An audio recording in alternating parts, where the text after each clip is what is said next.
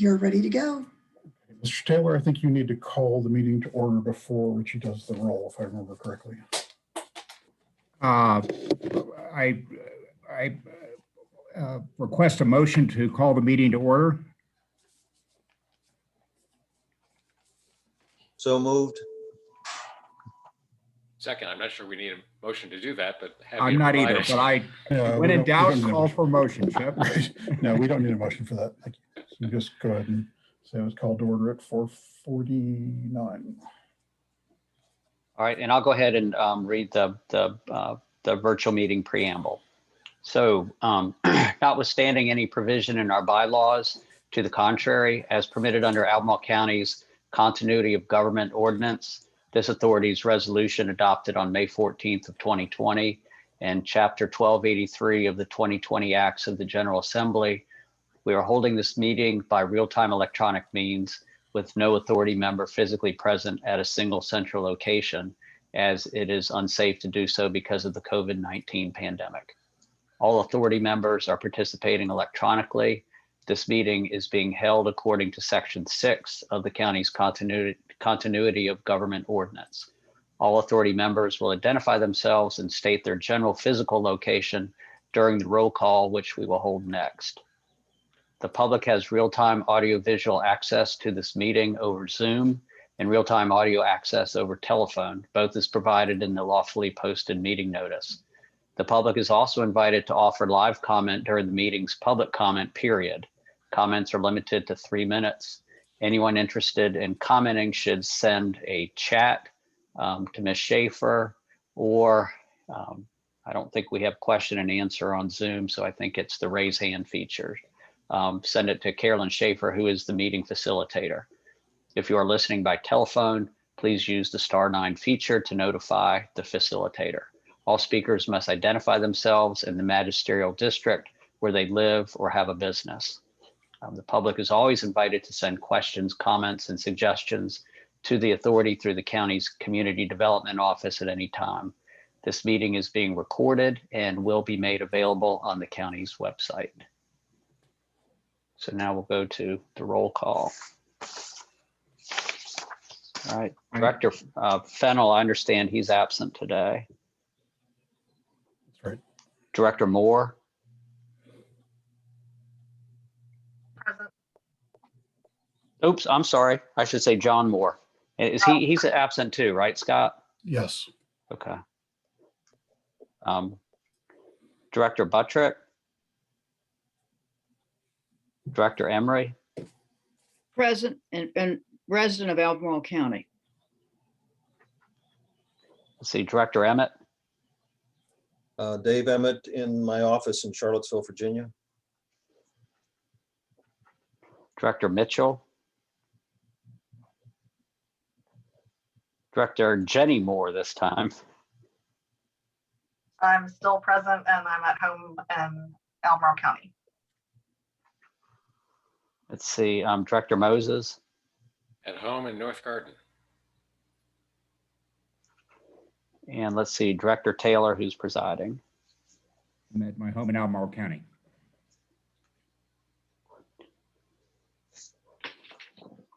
All right, let's see. So we do have a quorum and can proceed. So I call the meeting to order, and a review of the minutes from the last meeting. Do I have a motion to dispense with the reading of the minutes and approve them as written? So moved. Second. All in favor? Aye. Aye. Dispense with the reading of the minutes. Would like to move to the first item on the agenda. Scott, you want to kick that off, please? Ready. Actually, I'm going to hand this off to Mr. Deloria, who has a presentation on the Vdot traffic circle project for Route 20 and Prophet Road. All right, so I might need some help on this because Carolyn, I need to, I guess, share my screen, and I'm not entirely certain how I do that. I think it's up at the top. See at the bottom toolbar where it says share screen? It's just an up arrow button. At the bottom next to where you can see chat and participants. See, I think mine looks a little different. Scott, what does it look like on yours? On mine, there's all the buttons are at the bottom of the window. And there's a Oh, okay. participants chat and share It's, screen button. all right. It's that reading thing. I'm sorry. Could we Saying that. Oh, that again. be, before we go to the business, a number of years ago, we adopted a procedure where public comment would come with a 3-minute limit at the beginning of the meeting. Have we adopted another procedure? The original adoption for public comment was actually to put it at the end of the meeting. Staff's recommendation was to put it at the beginning because that mimics how the other public meetings work, but the authority elected to put it at the end in order to make sure of getting through business first. Well, how We does don't that then permit public comment for an item that's on the agenda? It And that's doesn't. my recollection was that we had changed the procedure. I don't recall that happening, but I think it would be a good idea. Because I think having it at the very end either prevents people from speaking on those items or leads to the authority having to make a case-by-case decision in every meeting about whether or not they're going to take public comment on the regular items on the agenda. Yeah, I believe we should recheck the minutes from 4 or 5 years ago when I was still the chairman, because I believe we made that change. Well, What if we do that's at the case- planning commission is they take public comment on anything that's not on the agenda Right. first.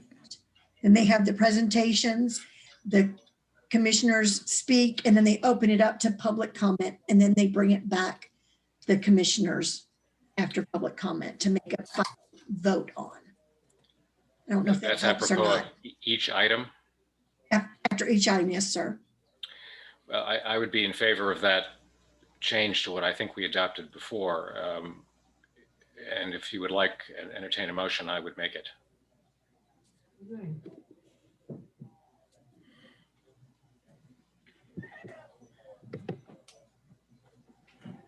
So I think, I mean, for this meeting, it would be appropriate to make the motion to the change to the agenda. And then if that's adopted, we can do that for this meeting and then take Dr. Moses's suggestion and review the historical minutes to see, to confirm what his recollection is. The authority can always elect for this particular meeting to take comment after their discussion of any particular item. And then next month we could come back with what we find out about the standing policy and have an item to discuss keeping or changing that. Then I will make a motion that we allow public comment during the discussion of each item prior to our vote. And I'll second that. All in favor? Aye. Was that unanimous? I believe it was, but Aye. just double checking because one opposed. Okay. No, any opposed? I don't oppose. I was asking if there are any opposed votes. I believe there was one. No, I'm just a little slow on my space bar. Oh. I'm voting aye to the proposal there that we as presented. Thank you for clarifying. And we, Richie and I will come back with them. Can I offer just to clarify what Carolyn was saying about how we do it at planning commission is there's a presentation by staff, which is for us now, but typically we can ask questions for clarification, but we try to get the public comment out before there's too much discussion because often it's relevant to the discussion. And then once we close that, there's no further comment from the public and we discuss and then vote. So it's usually helpful not to delay the public comment, but for so long.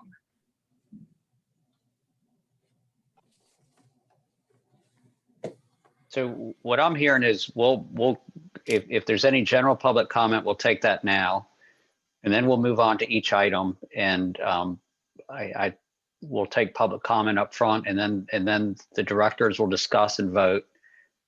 And what I'm hearing is that the board wants a policy as to public comment. And so Scott and I can work on a draft to get that circulated and have that presented at the next meeting for adoption, if that's what I'm hearing from everyone.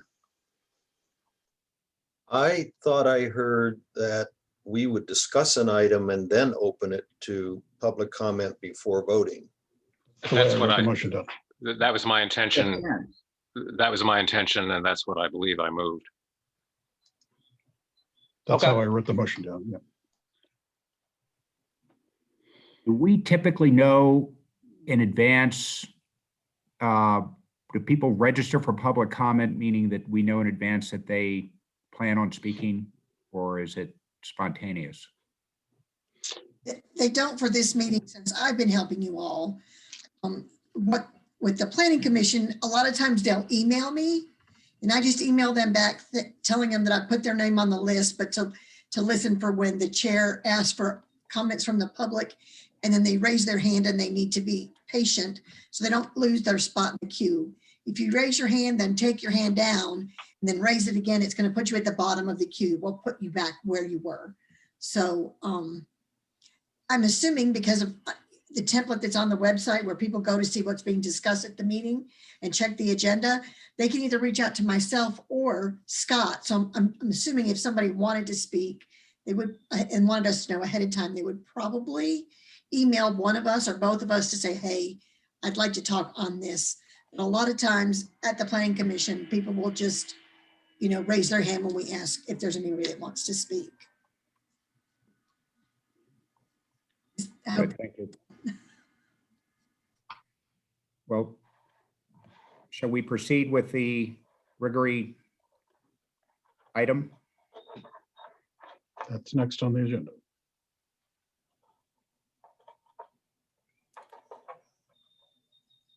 Richie, you're muted.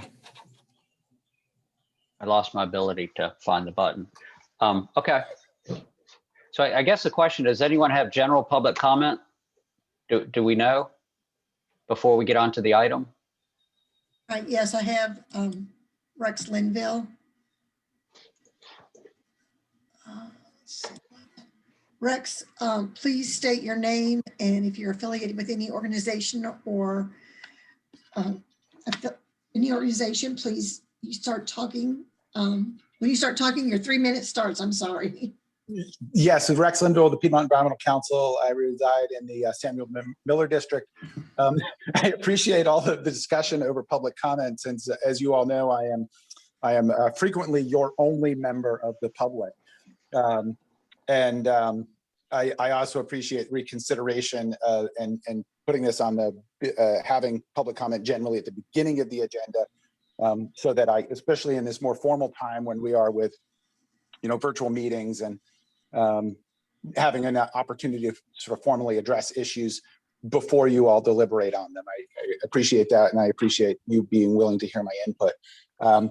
As I hope everybody saw, I sent an email earlier today in anticipation of not being able to comment in advance regarding the Riggery project, and I will, as opposed to taking my full 3 minutes, I will let that stand on its own and allow you all to do your wonderful job of debating that project. So thank you very much, and I'll put myself back on mute, or can be put back on mute. I'm done. Thank you. Okay, we're ready for you, Rich. Okay, thank you. So I've attempted to share my screen, and I don't know, I can't see from my Zoom screen if it's being shared or not. Do you all? It is, yes. I And can't is it- see it. Well, it's being shared, Richie, but you've got your PowerPoint Which- presentation. You need to shut that small one and I think go to what was up there before. So what do you see now? Do you still see the same That's thing? Yeah, Ah, this there is you what go. you want. This is what I want. Yep, that's what you Yeah. want. That's better. Okay. All right. Okay, so this is to discuss the Prophet Road Route 20 roundabout that is touching on, in this respect, it's touching on the Conniff property, the Riggery, and Vdot has made a request for an easement. As Scott said last time, they originally had requested a fee ownership of a portion of the property. And after further discussions and this board's review of that, it was changed to an easement, a roadway easement that would allow them to improve the roadbed and to manage the shoulder. So just in terms of background, here is, I don't know if you can see my cursor. This is an overhead picture of the property. Where I'm circling, you can see the little Route 20. That's the area that is under consideration. Let's see. This comes from the 1992 deed of easement, and it is it essentially limits or has prohibitions as to what can be done on the property. Grading, blasting, earth removal, fill, and waste activity is prohibited. It does permit the construction of permitted buildings and also connecting of private roads as being exempt from the requirements. So there's some other activities that are allowed, construction activities and earth moving activities that are permitted. So it's not totally outside the contemplation of the 1992 deed. This is just a reminder of the easement that Vdot is requesting and under consideration. We had the Bowman engineers who presented the plan at the last meeting. I won't go into those details. The essence is that they're going to raise the roadbed slightly, and that will require some fill to complete the shoulder and to manage the stormwater runoff that goes into the creek. When we get into the details of the easement, after all the construction is done and the property is restored, it will be all covered with vegetation. It's not including any type of asphalt, concrete. We will get into it in terms of signage, but the bottom line is there won't be any structures on that portion. There is discussion about Mr. Conniff. He'll be able to replace his fence. His fence will be removed, or he will remove the fence with adequate notice, and then he'll be able to restore his fence on that property. The authority by which this body can enter into this agreement is under Virginia Code Section 10.1, 1704, subsection B. That code section also talks about removing or diverting land from open space. As of our last month's meeting, it was my understanding that this body had considered that this property would not be diverted. In fact, what would happen is they would do their work and then they would restore the property to open space, and that would be consistent under the deed of easement. So this gives the authority to enter into the conveyance into this easement. They could lease it. They can do the easement. It doesn't require this body to enter into the easement. It's just it's enabling authority to do it. And in terms of the conveyance, it has to have terms. And when we go over the proposed easement, you'll see the terms in there.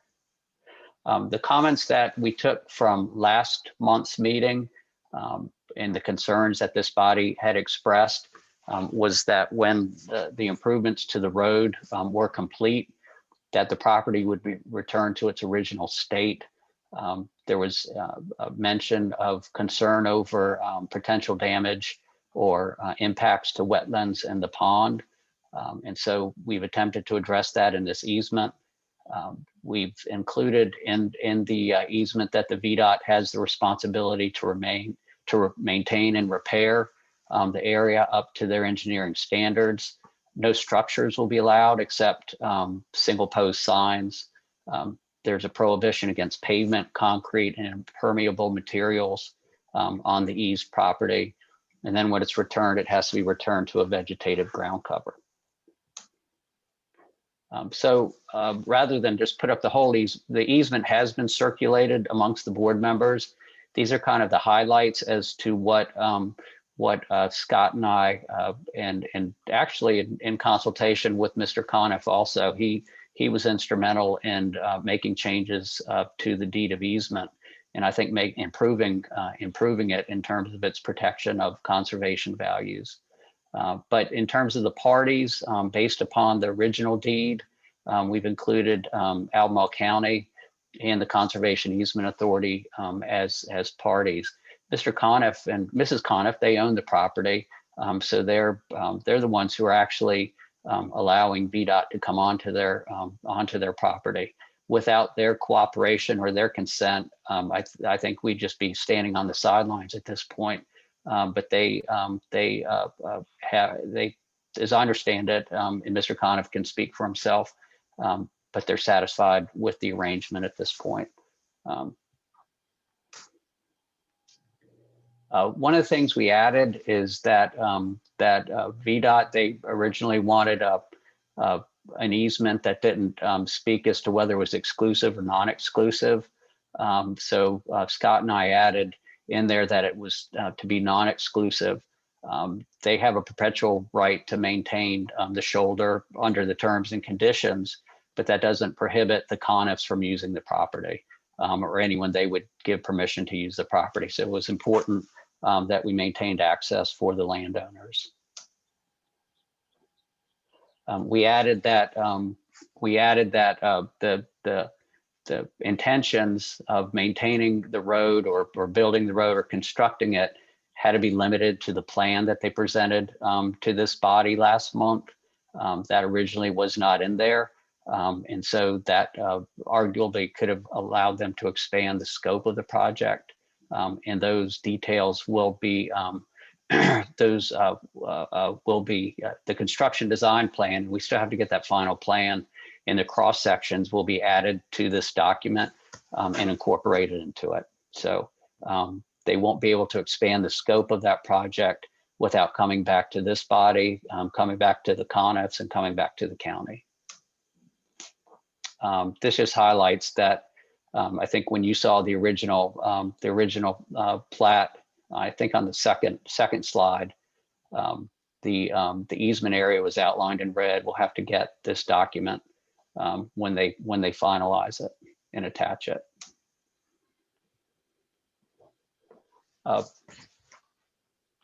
This was added chiefly to make it clear that whatever happens down in the future, it remains subject to that easement and subordinate to the 1992 open space easement that hadn't been in there before.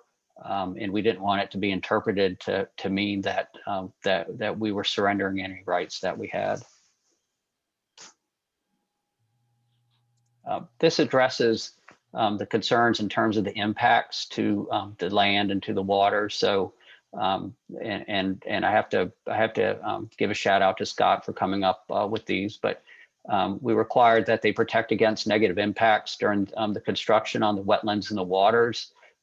It includes any wetlands or waters that might be in the ease property, but also on the Conniffs adjoining property. And Scott, he suggested that they have to utilize and rely on best management practices to control and prevent erosion. I can't say that requires that they take those acts. It doesn't address how they actually perform. And I know that was a question that this body had. I think it's difficult to micromanage how they go about doing it, how they go about constructing it in this respect. So I think that's why we adopted the best management practices. My understanding is the engineers are present at this meeting. So if there are questions, particular questions about the methods that they're going to use to build the shoulder, then I think those could be directed to them. I just don't know how we can put that in this easement and address those. So we prohibit any impermeable surface being placed onto the property. No structures. So I talked about earlier about the single post regulatory signs, speed limit signs, that sort of thing. I limited it to single posts, and Vdot was okay with that because I didn't want them to overwhelm it with, I guess, double posts or billboards or something like that. So we just didn't want to say signs. We wanted to limit them to single post, and Vdot was okay with that. And then Mr. Conniff, he insisted on the language reinstalling the fence is being permitted. I think that's what he did. I can't remember if I did that or not, but let's see. This is a provision that requires them to repair all the ground that they disturbed and replace it with vegetative ground cover so that it's not, we know they can't pave it, but we don't want a situation where that they disturb the land and then bring in gravel or something like that. We want it to return it to its open space cover that exists at this point in time.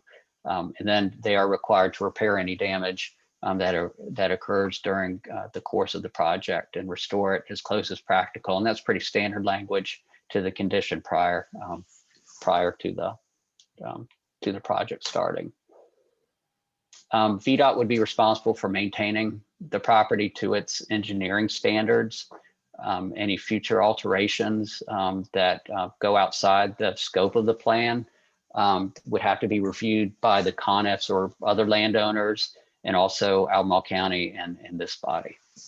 So what we were trying to do is they presented a plan and just lock that plan in. In terms of, there was a question that was raised as to whether this body should go through this process or not. I think it's one way to say that we don't think that this plan is inconsistent with the deed, so we're just not going to take any action and declare that. I think that leaves us in a little bit of a weaker situation. Yeah, I agree. The deed does require that if there is a request, so a request has been presented to this body, that we respond within 45 days. Otherwise, we have deemed to have approved the request. Same with the county. I think we've responded in good time, and I think Vdot and I think their engineers, I want to say Goodwin, if I'm missing that name, I apologize. But I want to say they've been real good in reaching out with us, and there's been a real open dialogue back and forth.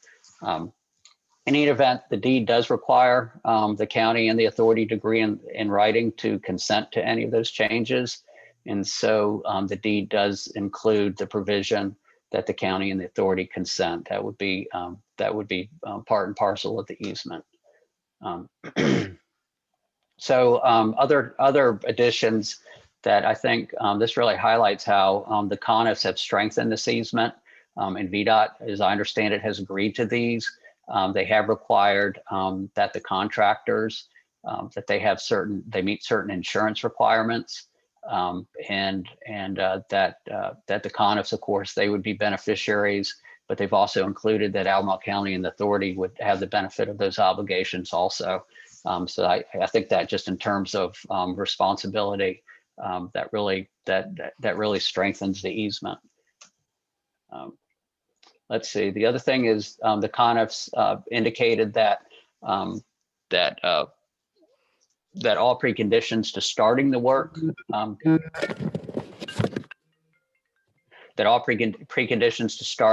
must be met by December 1st of 2021.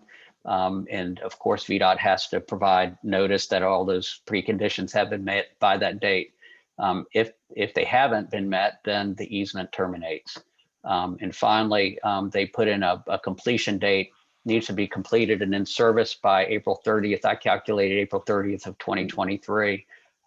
Otherwise, so if it's just sitting, if the project is just sitting and it's not going anywhere, then the property has to be restored to as it was before, and the easement would terminate. So there are incentives in there for VDOT to move along. So that's the presentation that I have. The easement has been circulated. I have, this is a suggested motion. If the board wants to move forward on this after discussion. And I'll entertain any questions. Understand the engineers are here, and property owner, Mr. Conniff, and I think Mrs. Conniff also, I think I saw that she was here too. Richie, could I ask you a question? Yes. Could we do this with a temporary construction easement that would end at the certain date you mentioned, 2023? I think the answer is yes, we could do it. However, but VDOT would have to agree. And I don't know if they would agree to a temporary easement, chiefly because I think they have continuing maintenance. I mean, I think they maintain roadsides that are not in their ownership, or that they don't have a specific easement for necessarily. Richie, this is Richard Bennett with Yes, Bowman Consultant representing Vdot. You are correct. You know, we do need to be able to maintain the shoulder and the slope, you know, in the event that there was some storm or something happen in the future that way. And Vdot does not work outside of any right of way that it does not have a, you know, permanent, you know, easement to work within. So if the slope eroded, there would be no way to maintain and the stability of the roadway, depending on the severity of the storm.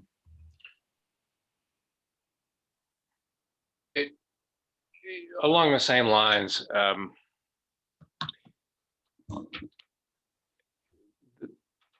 the difficulty with this easement, well, first of all, clearly a great deal of thought has been given to this by VDOT, by the Conniffs, and by the authorities' legal counsel. But we're being asked to modify an easement that explicitly says no grading. That is a major issue, even though the amount of grading here does not appear to be that great. I drove up there twice to look at this property and refresh my memory about it. And the construction process itself is, I think, going to be a challenge because of the stream and how close the pond is. That's another issue. The second question is the precedent. We have twice in this authority refused to allow cell phone towers. And in a third case, an access road to a utility installation. And in each of those cases, there was in the refusal implicit that one, that was perhaps justified use, but it nonetheless was a commercial use. Now this is somewhat different, but nonetheless, we've twice decided formally not to accept modification of an easement that looks very similar to this. The other issue is the wording of the deed. You have restoration as close as practical. Well, that's a rather large window to permit an unintended effect. And finally, the last one you just brought up, this requires ongoing access for maintenance, which becomes inherently uncontrollable. Therefore, I think we have to be very cautious about this one. Sir, this is Richard Bennett again. We don't anticipate ongoing maintenance, you know, because, you know, if the anticipation, you know, with the specifications that we build these roadways to is that that the ground will be compacted, you know, and it will be, you know, have topsoil placed on it and reseeded and revegetated from that area there. We just need to cover the event, you know, that something should happen with a severe storm, you know, that would cause any type of rutting of that slope that way there. You know, it's very unlikely that anyone will ever, go out there and have to maintain this slope. But, they do need to have the ability to do that, in the event of, some type of, storm, that would cause, severe, flooding and things like that. But the majority of the roadside, field slopes are not, maintained or are not, do not require maintenance once they are built, and then they settle over the 1 year period. We do have a contractor does have to have a 1 year warranty period to make sure the slope is stable, before, he's relieved of his, bonding obligations. So it's a matter of needing to be able to do it in case that it needs to be done on a quick basis, but not, likely that it will ever occur. Could I ask, does that presuppose that if you indeed had to do maintenance, that you would have access to the Riggery property to get to it, or could you access it from the maintenance from the road? We would access it from the roadway. We will not be accessing this area from any of the rest of the Riggery except for the roadway. Okay, thank you. Oh, I've got a couple of questions. So one is for Richard and one is for Richie. So Richie, what course of action does Vdot have if we say we do not want to offer this easement? So I've thought about that, because eminent domain is I understand it, is not an option. So the way I would see it, and I hate to plant any ideas, but I think they would be left with a declaratory judgment action to force the authority and the county also to get the court to declare that somehow the improvements that they are suggesting are not in violation of the deed. So that Richie, somehow, you could do 1704 if you wanted to. we could do that as we could do that. That's a choice that we would have to do. I don't know how practical that is compared to this option. It would seem to be specifically envisioned for just this situation. Well, I think the body would have to find that this is diverting property out of the conservation easement. But if you find that the restoration maintains it in the conservation easement, then it wouldn't be diverted. It's at least ambiguous whether this is a legitimate conservation purpose, and it clearly is in violation of the deed. So it isn't straightforward. If we accept this easement as you've proposed it, it means that we have to obviate a key element of the deed. Well, I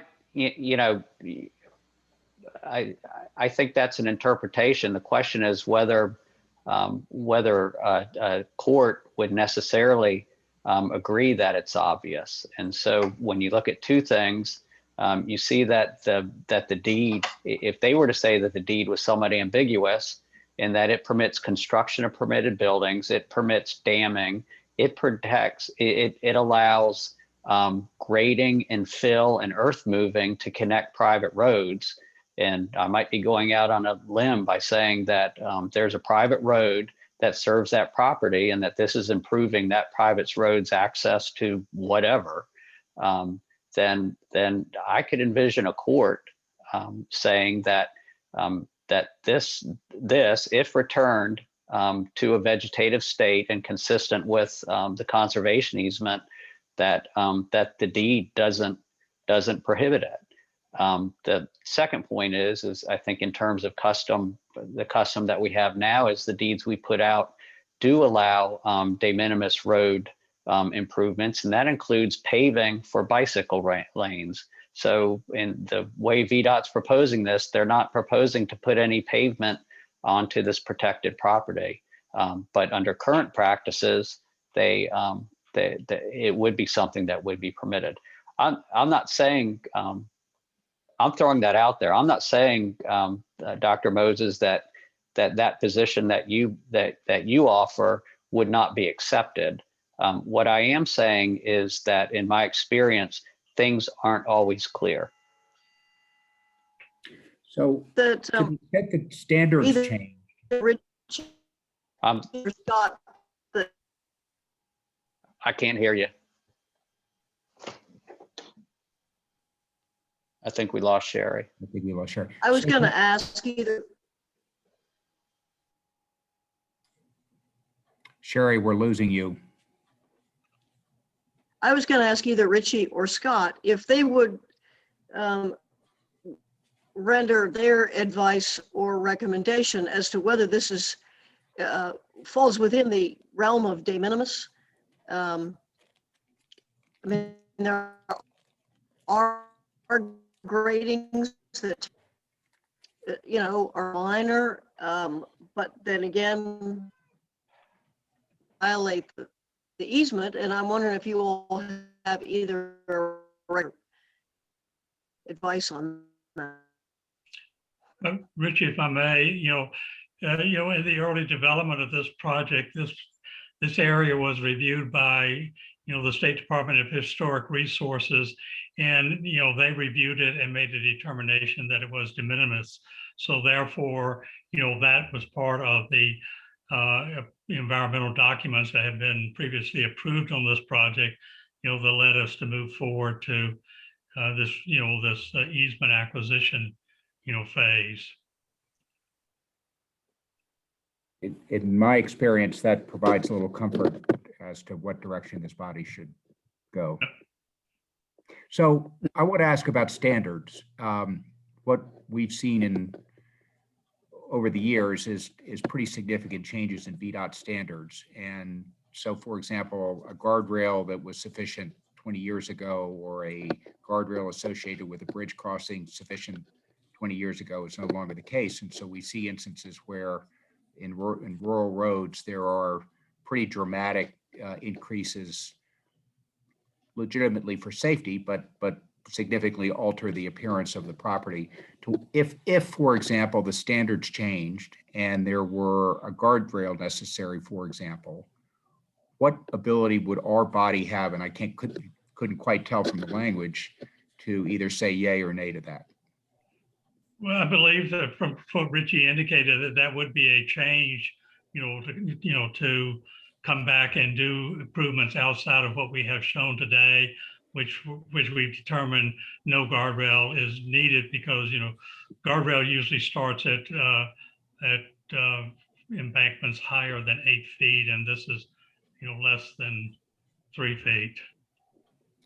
So Richie, I thought the language said that the grantee was required to maintain their standards. Am I wrong on that? So in other words, if the standards change, then Vdot would in fact be required to adhere to those standards and putting up whatever they put up. Do I have that right? Well, and the purpose of the language is for them not to neglect it.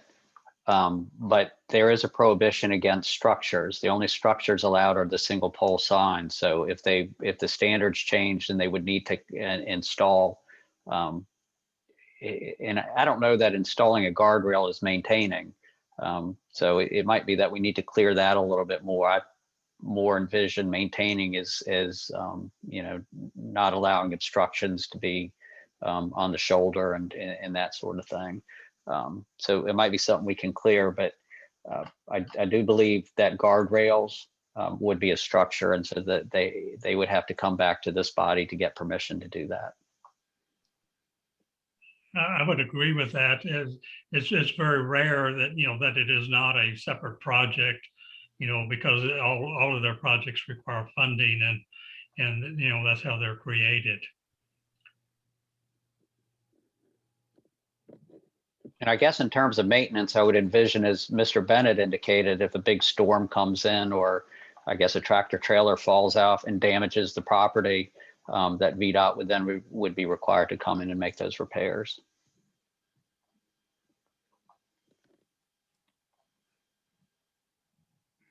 And maybe I can change that. I don't know, Pete, to say to maintain the physical landscape in some fashion. Is there a hesitancy of changing that? I wouldn't call it vague use of the term structure on page 3, where we talk about the single post signs and so forth, and the reinstallment of the fence.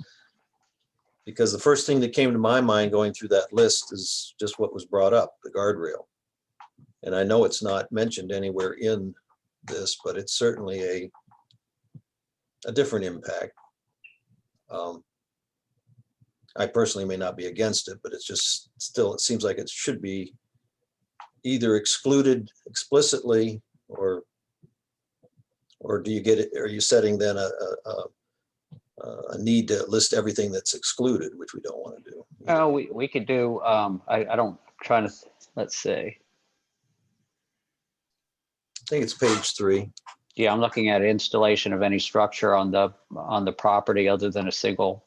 But I could add something that includes, I mean, I understand a structure to be anything that's planted in the ground. And so guardrails are planted in the ground, so that they would be included, but we could say, we can add in there that,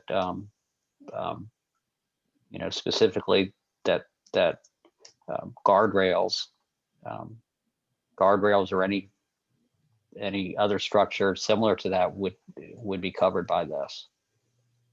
We would be agreeable to that. I agree with Chip that this is an incredibly difficult situation because the worthiness of the project is different than the precedent that this sets. And I can easily envision a scenario where we have a project that is more contentious, and whatever we do today, I think will provide a path for future projects that we either want to do or don't want to do. So speaking for myself, I err on the side of caution, even though I think it's a worthy project. I guess I would point out one thing, which is the other option really available is the use of 1704. That will delete the land from the easement completely so that there would not be any control over what took place on the property or this sliver of the property thereafter.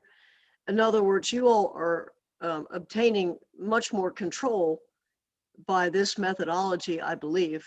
And that is probably just something to consider. But I wanted to ask, I know there was an issue with the fact that there was a VOF easement across the road on Rivana. oh, what was on the Rivana farm, Rivana and I wonder what was the approach taken. Obviously, their language may enable this kind of thing more easily, but I wonder, Scott, if you all talk to them, and if so, what approach and point of view is towards this. If I may, this is Richard Bennett with Bowman again.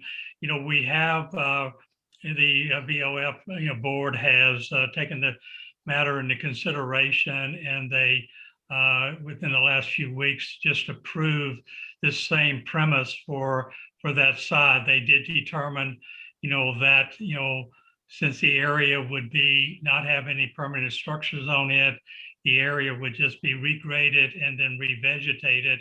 And if it is going to be a perpetual easement that we can maintain, happens to be a drainage ditch over on that side. But they found that it was it would retain its conservation value after the construction was completed, and they have approved it. A little bit different, some of the similar language that Richie has discussed with y'all, but in the same format. Was Sure, their just to answer point your of view, question, and yeah, I'm we really did. asking. Sorry, I'm sorry to talk over there. Just wanted to reassure you, yes, we did. Richie and I did consult with VOF staff, and they appeared to be, like Richard said, they're following basically the same path we've been on with approving an overlying easement. Now, I don't know the terms of the VOF easement, but they've been taking the same approach we have. Okay.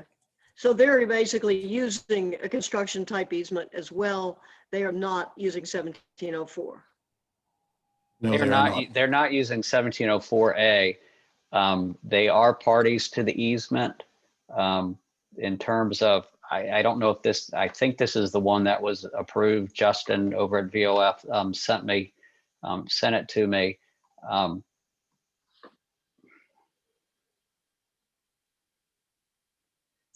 Well, I'm scrolling through it, and what I will say in terms of my reaction is that after I reviewed it,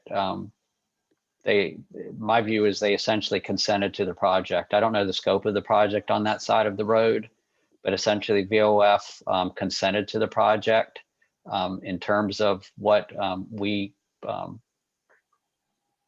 are proposing. I think, as Ms. Buttrick indicated, presents significantly more control.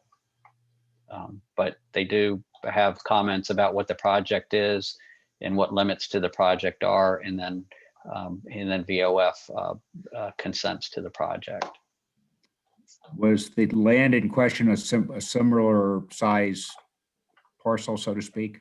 I'll defer to Mr. Bennett on that. Yes, it was. It was approximately 25 feet in width, and it's about the same length as this one. And they granted you an easement, correct? They consented to the Rivanna Farms, granting us an easement. Correct. So in terms of the substance of the easement, VOF,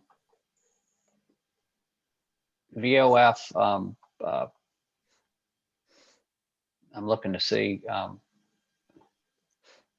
And Richie, while you're looking, I'll just point out that not only are the areas very similar, but while the easement authority side of the road is basically taking a grass slope, regrading it and returning it to being a grass slope, there's actually a bit more work on the west side of the road where the VOF easement is.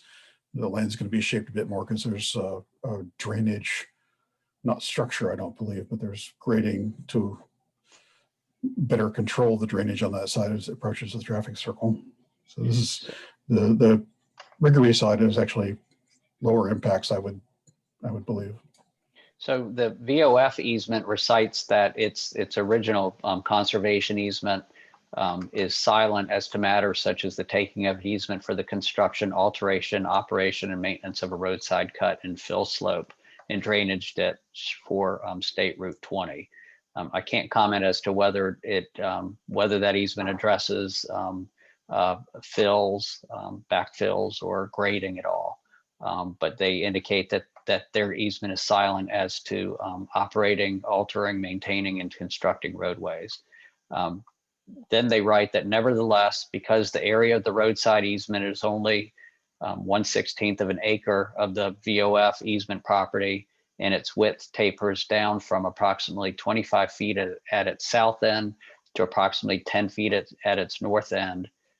2, there are no improvements located on the 16th of an acre other than a farm fence.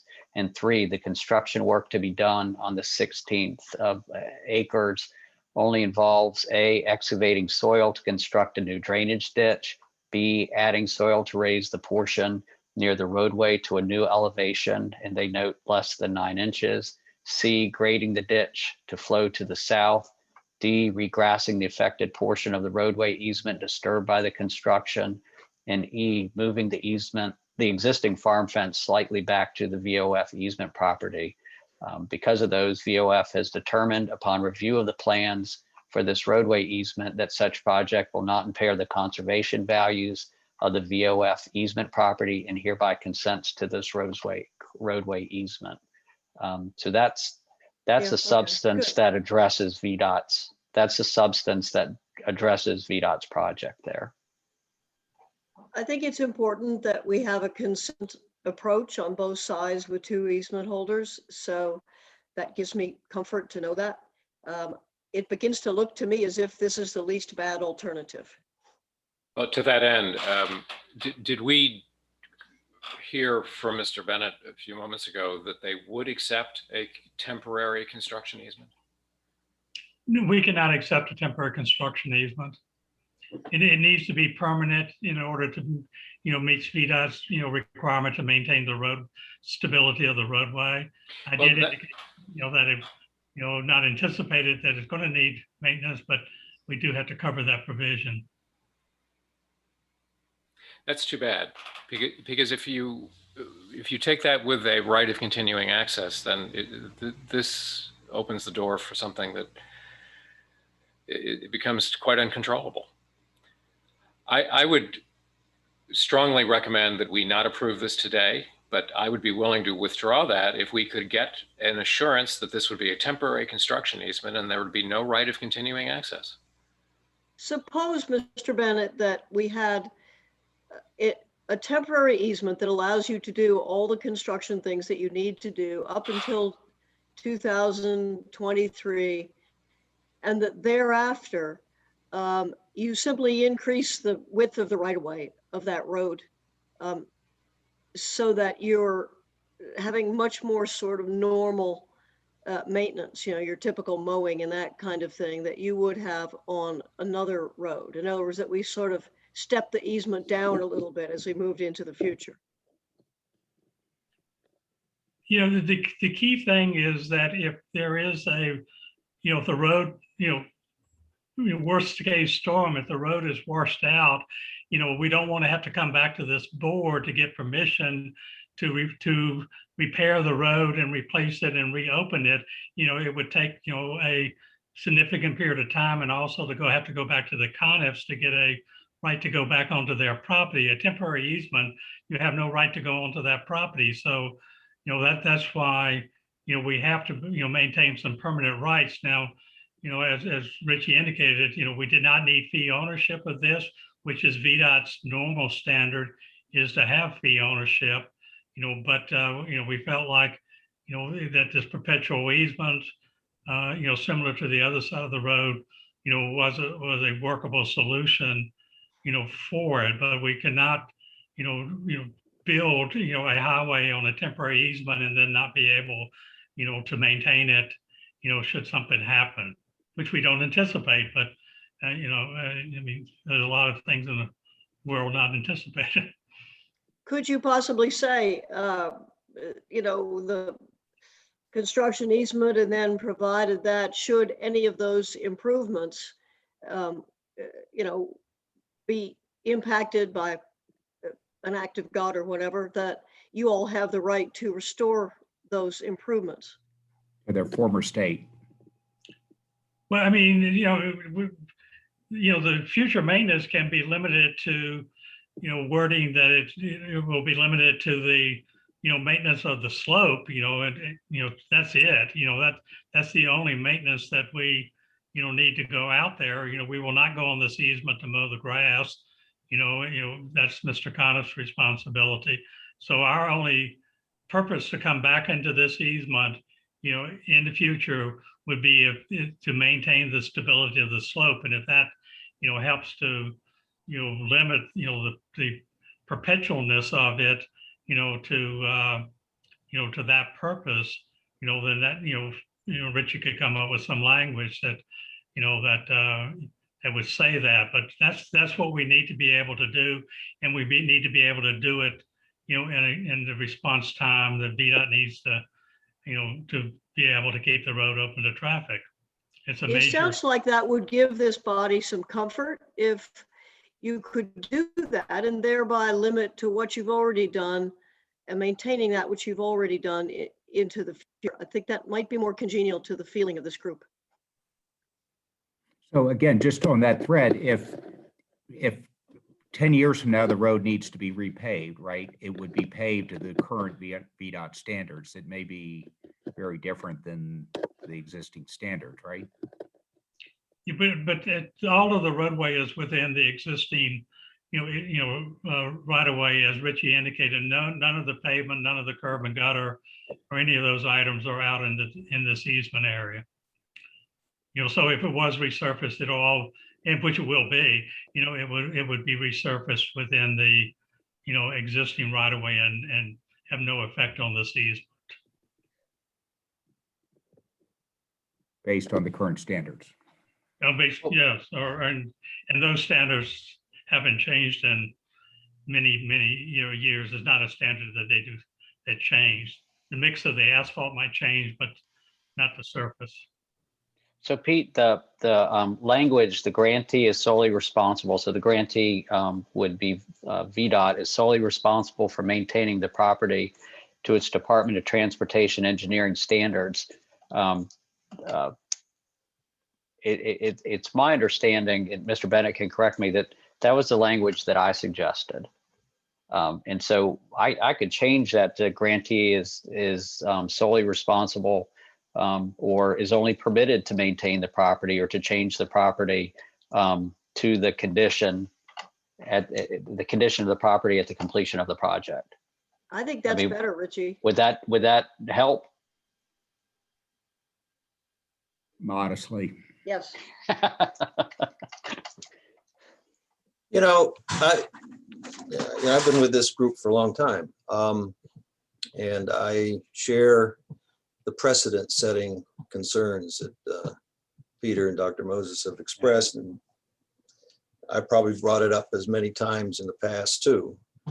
Although we're here as a body to make judgments and make decisions and weigh things. And I just don't put cell phone towers and access roads to cell phone towers in the same category as a temporary, what amounts to a temporary easement in practice, but legally it won't be. But it amounts to that. And this is not, to me, something we should deny. And I think, like Sherry said, it depends on how you judge bad. This is the least of the bad. So that's how I feel at this point. I'm still listening though.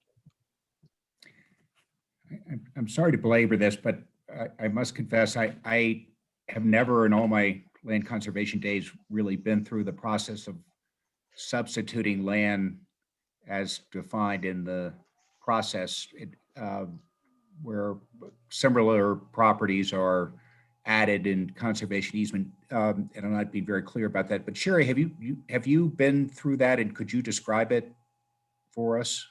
Yeah, what has to happen is that the entity doing the conversion has to go out. First of all, this body has to decide and find that it's essential to the orderly growth and development of, I think it's the locality or the area, I forget which, that this project be done. Not that it's cheaper, not that it's more practical, not that it's in some way most efficient, especially monetarily, but that it's essential for the orderly growth and development. And then there are several other findings about substitute land, that the substitute land needs to be at least the same size in the same area of above or equal monetary and conservation value, as I remember. Sometimes VDOT has had a sort of a bank of substitute land where they'll whack off a little piece and give it when we need a piece, but that has trouble, unless it's a big project in the area, fulfilling the geographic proximity requirement. Usually, I mean, I will say that I think it's more effective as a tool when it's a bigger project. This would fall into, I believe, Richie, the current language that we have in our present easement about de minimis road improvements. I believe this would be permitted under that language. So to me, that makes this fall a little bit below 1704, although 1704 is a more absolutist solution.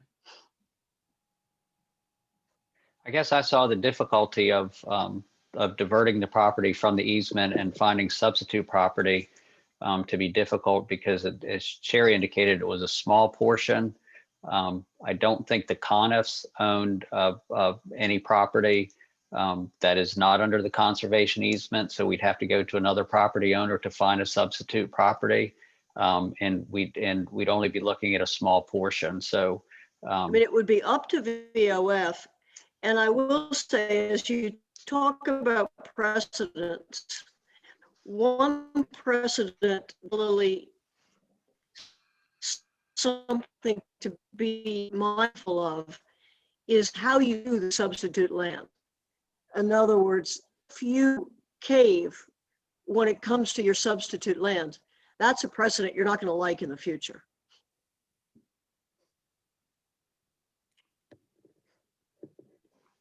Right. So is there any case law or precedent that we could point to on what constitutes a de minimis road improvement that is more specific? Again, speaking for myself, if there were something we could really point to and sink our teeth into that constituted a de minimis road improvement, that would be Suppose you part of look the- at the language in your present deed Right, as a definition. because the guidelines there, I believe, talk about whether or not you can add bike lanes or similar improvements, but not road lanes. And Yeah, it even talks if about the bike fixing lane is- drainage, but not adding another travel way. I think that gives you a pretty good guideline, and you could use that in a finding that we would make if you want to.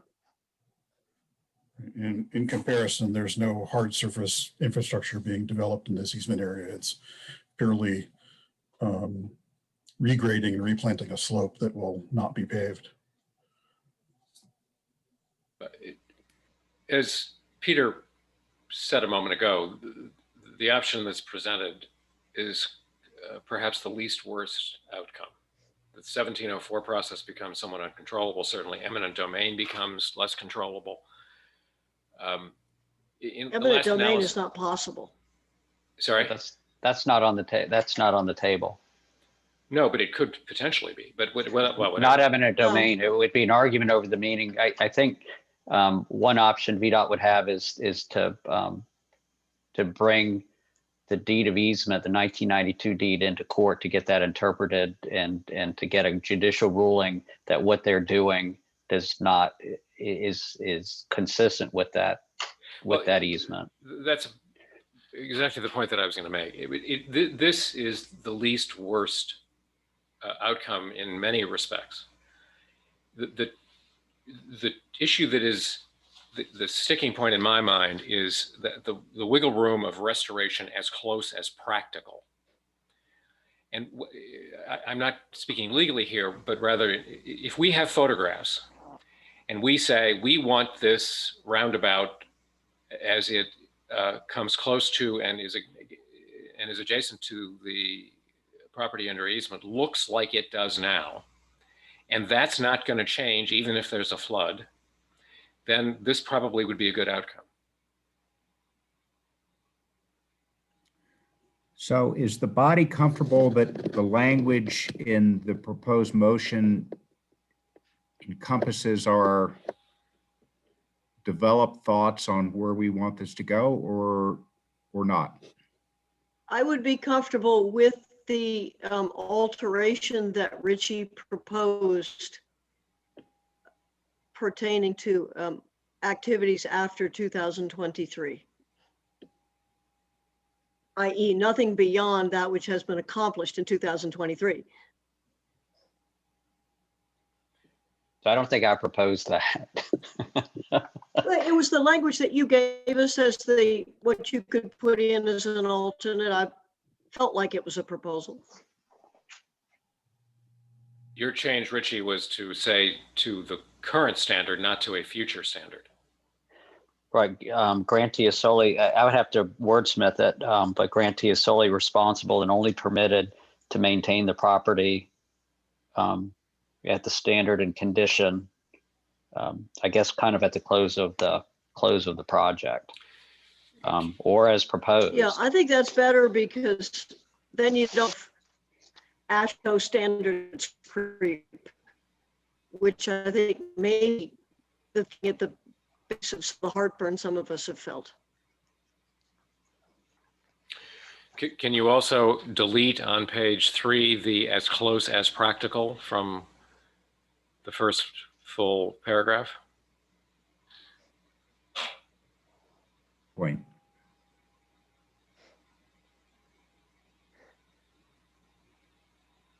You give me is it, how far down is it? It's the last That helps. second to I last see it. line of that paragraph. Richard, what is the, Okay, so we would read, and the property, restore the site and the property to its condition prior to the start of the. Sure. Yeah, if you could, Richie, reference something, because we are modifying the slope, in accordance, in accordance with the plans. That's So important what, so, 'cause it's- I mean, I think we embrace the plans. Okay, Grantee must repair and damage to the property. And I think this is probably, kind of outside the project is what we were thinking about. And the Conifs may have a response to it, that outside of the project, if there was some damage. But anyway, grantee must repair any damage to the property that occurs as a result of and during the course of the project work, and must restore. And I guess when we're talking about the site, we're talking about the surface area. But I don't know if that captures it either. I'm just thinking that it will be graded. It'll be graded nicely. It's going to have a vegetative cover. It's not going to have, I don't know what you call them, but scars or anything like that. That's kind of the intent. I just don't know how to capture that. Maybe rather than saying condition, which, as Richard said, implies that the slope is going to be the same as well as everything else. You just say that will restore the land cover or the vegetative cover. So it Richard, acknowledges the cover would be restored, but even if the slope changes, which you will. can you lay out the time frame of this project, where it goes from here and when construction would start, all things being equal? the time frame is that we probably will start construction over in the opposite quadrant in July of this year. It will continue through and finish up probably in the final paving will probably be done in the spring of next year, and should be finished by then. So it's going to be finished in 2022 based upon our contractor's plan. We did, Mr. Conniff gave us a little bit of a margin of 12 months, to, bar any unforeseen, delays or anything like that. But, our intentions would be to go to work in July of this year. We already have acquired the right of way over in that other quadrant to be able to work on. So, and then, the construction would take place, throughout the summer and, into next year. So where I'm going with this is, speaking again for myself, I would be more comfortable seeing the change in language in its final form before approving that. And it sounds like if we were to postpone a vote until our next meeting, that it would not impede the potential progress if it were approved. Is that a fair statement?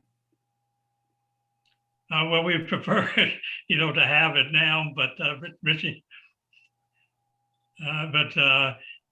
we could live with that. Fine plan.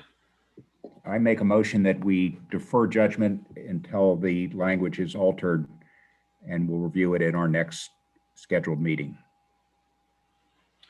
Could I, before you do that, I just want to make sure, has the word or the reference to guardrails been included in this? Or is that, do we have to make a motion that it is? No, so I'm taking notes the best I can. And so I will make changes. I'm getting feedback. I don't know. But I'll make those changes and circulate. And there'll be red lines so everyone can see those.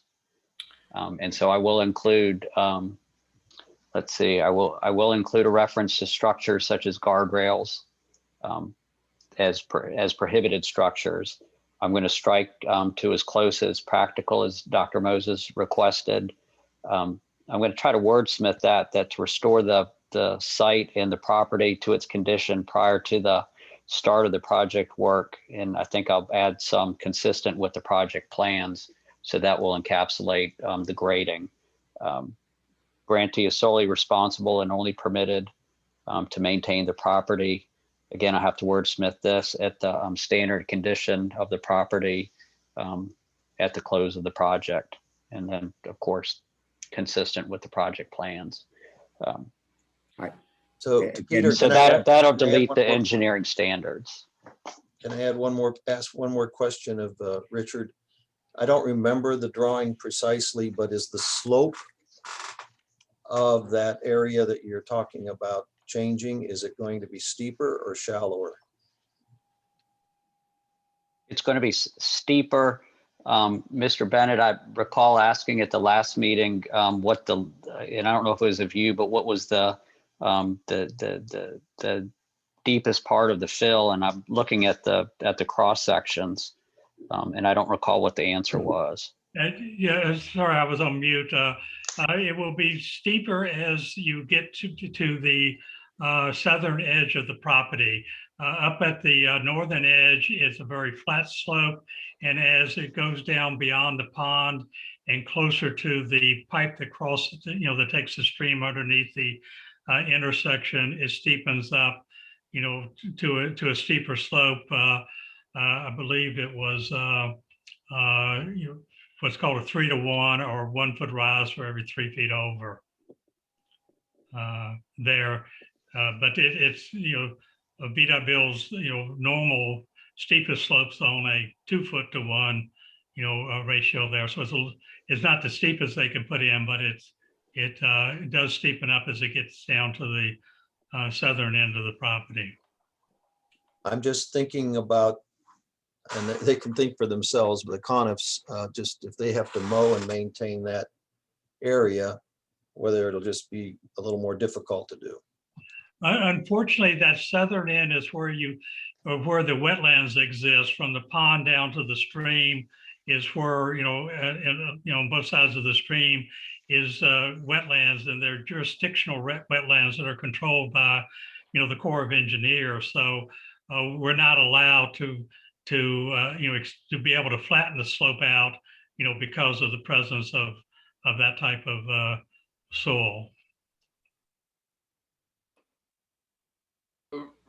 Richie, in order to be able to take action on this at the next meeting, perhaps we can cycle with you individually if you circulate the draft.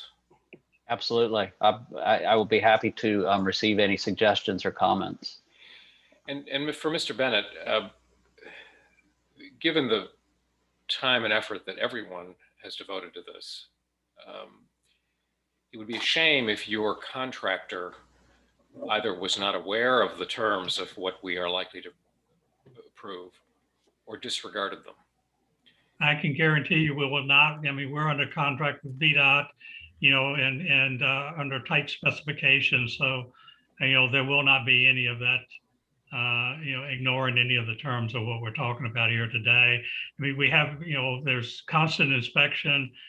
State Department of Environmental Quality comes out and monitors the erosion and siltation control on a project on a periodic basis. So it's very well monitored by both Vdot as the state agency, along with Department of Environmental Quality monitoring it as well. So I've been doing this for 50 years. So there will not be deviations from what we agreed to here. Well, that's certainly reassuring, particularly in view of the pond, the stream, and the wetlands. And Mr. Bennett, again, just speaking on behalf of the body, this is a particularly thorny issue we're struggling with here today, and we're not here to make your life more miserable or to impede the safety in Albemarle County in any way. Unfortunately, we find ourselves in a situation that the determinations we make often set precedent and provide the basis for things that we don't want going forward. So hence the angst today and the wordsmithing that Richie will do very ably.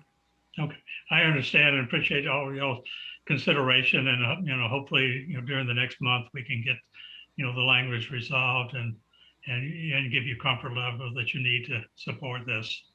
And I would thank you for your flexibility on this to address the concerns and make the adjustments, and especially vis-a-vis the fee ownership. I think that's been helpful in coming to a resolution of this. And I know it's taken a good number of minutes, but hopefully it will come to a resolution that will be satisfactory to all sides.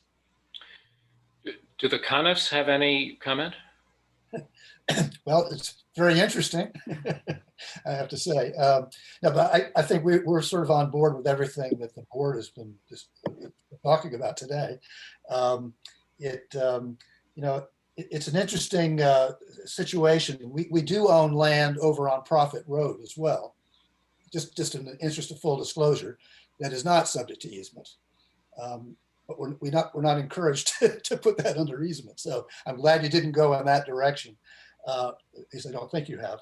But I think that, we want the project to go ahead. I mean, we are for this roundabout because this is a dangerous intersection that sits right outside our property. We can hear the crashes when they occur. If you've driven by, you'll see holes in the fence where cars have gone through. So this is a project that we are fully behind. On the other hand, we really like the fact that this property is under easement. And we want to protect that easement and make it as strong as you possibly can, consistent with getting the project done. So it's a balance, like a lot of things in life. But I think we're well on the road. We appreciate that Bowman and Vdot have been accommodating in some of the changes that we've requested that have found their way in here, which we think are good. And I think what you all are putting as input is also extremely helpful. I think what you came up with today really kind of nails it down even better. So I think we're happy. That's a good position to be. So I made a motion to postpone the formal vote until the next meeting. I think we need a second if. I'm sorry, Mr. Taylor, the chair is not typically allowed or permitted to make a motion. So That's I what will make- happens when you I will got a make that quorum motion. on your board. I will make that motion, Peter, that we It's postpone. that pesky guy, Robert, remember him? I will make that motion that we postpone to the next meeting. And I'll second it. All in favor? Aye. Aye. Opposed? The motion passes. Do Thank we you, have a Ken. time problem at 6:12, Carolyn?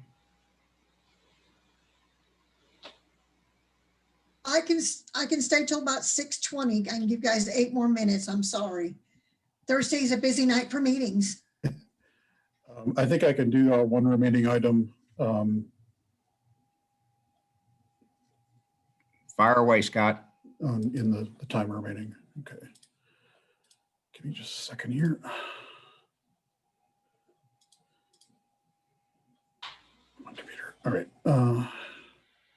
Here we go. Okay, so this is a proposed boundary line adjustment for an ACE program easement. And according to here's the property for you. It's I can never say that, Huckleberry Hill Farm. ACE easement from back in 2007, 237 acres up on Simmons Gap Road. And what's being proposed is what we call an internal boundary line adjustment. So it's just a rearrangement of the dividing lines from the 3 parcels that are within this one property. The easement says that boundary line adjustments within the property shall be approved if the adjustment is consistent with the easement.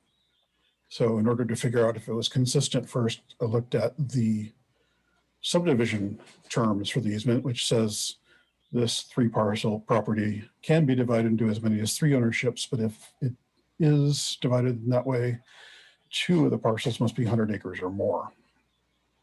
So as you can see on the plat here, which is actually broken across 2 sheets, the redivision of this property turns the 2 northern parcels into 115 acres each, plus a bit. And then the smaller parcel, the 8-acre parcel, at the southern end of the property. I'm sorry. Well, the resulting parcel is 6.31 acres at the southern end of the property. So it does comply with the subdivision requirements of the deed. The other question was, is dividing it in this way going to impact any identified resources? This is an ease easement, and as usual, it doesn't really identify specific resources in the way that a donated easement often does. It specifies the amount of division permitted, the uses that are permitted, but it doesn't really call out specific management areas. So didn't find that there was any conflict with the purposes of the easement and had no concerns about this being appropriate. So staff would recommend that the authority approve this internal boundary line adjustment. At the risk of exceeding our time, Scott, could you explain how the building rights would be allocated amongst these three parcels? I believe that's in a note. Let's see. Let me see if I actually have that in the full version of the plot. I believe it's in a note on the plot. The restrictions of the deed would remain in place, and obviously no new or different rights would be created. Let me just pull up this full version of the plot and see. I believe there's a note here that covers that.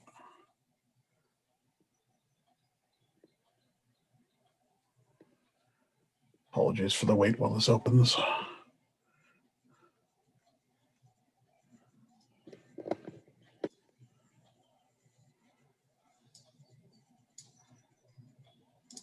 Okay.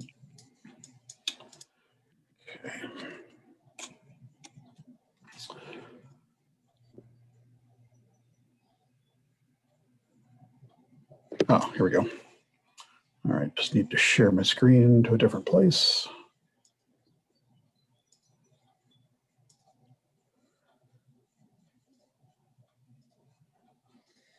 All right, sorry about that. A little bit of a delay there.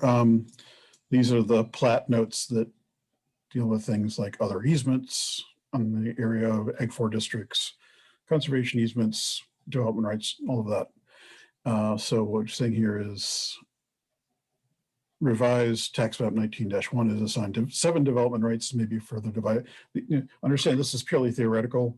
Yeah. Even though it's a conservation easement, these rights have to be allocated under our code. So 7 rights are going to 19-1, 3 are going to 19-1G, and 19-4 is retaining 1.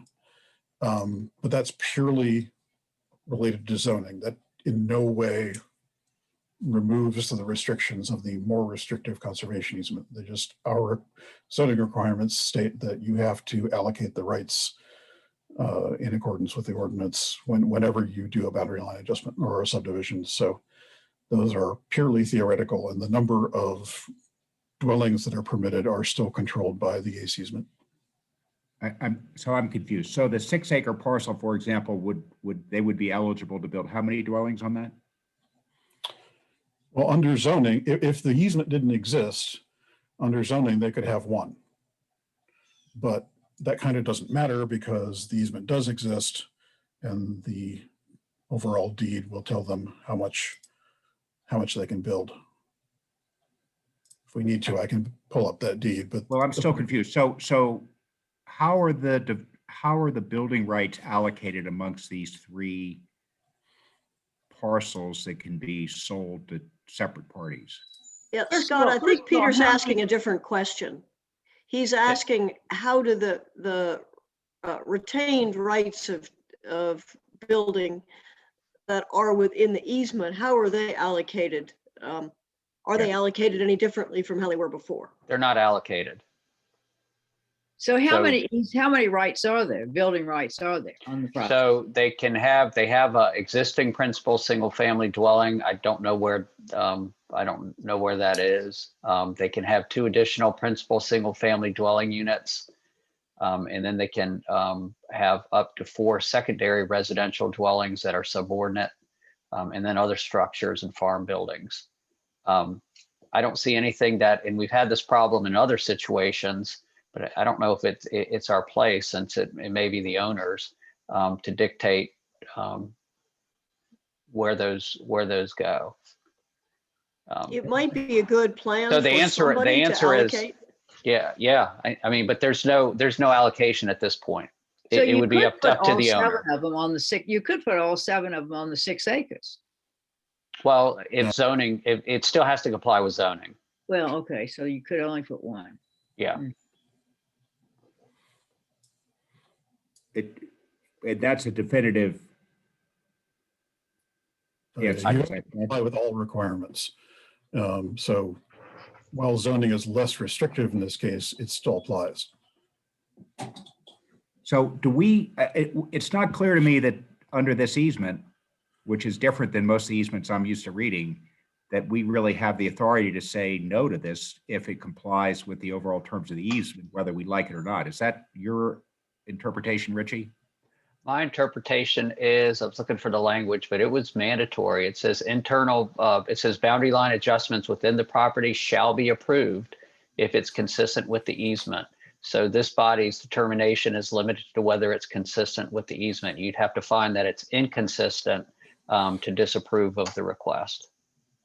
But it might be Scott, good I'm to really make a motion. Yeah, I This is- really have got, This is an ACE, right? I think we're about running out of time here, folks. So yeah, I'm really may have to sorry. I'm postpone so this. sorry.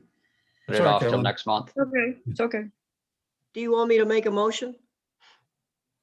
What to, I don't think we need to necessarily. I mean, I've already told the planner who's reviewing this that it might not get covered this month. And if it didn't, that we would just have to notify the landowners that they couldn't do this until the approval came through. I mean, I'm happy to make a motion that we find that it's consistent with this easement. I will ask one, I'll second it. Then I'll ask a question. All in favor? Any discussion whatsoever? Is this an ACE? This is an ACE. It is. It is. So we have very little to say about the terms of that. We're just a co-holder. Well, the No, county you has to agree too. Yeah, That's- but I that's understand, right, but yeah. us, we, No, you're not a subordinate holder. You're an equal holder. Right. I know, but I'm just saying, in the past, we have not tried to second guess the ACE vetting of that whole property for an ACE piece of property. We asked questions. I think you're the guardians to, that's my take on it, is that this body they're the gatekeepers. That's the reason why they make this body a joint holder. Well, then in that case, I think we need a little more deliberation. Yeah. yeah, I do too. I think I'd rather do it next time. Gary made a motion, I believe. And I second it. Now, All in favor? Aye. Opposed? I, Motion What passes. was what would the motion was to Yeah. pass it today or to put it off? Put it off. I Oh. would like to put it off too. okay. Okay. Okay, we'll take care of it next month. All I think right. we- Sorry, everybody. If Thanks, if we Caroline. need to adjust time, I'll talk to Scott before your next meeting.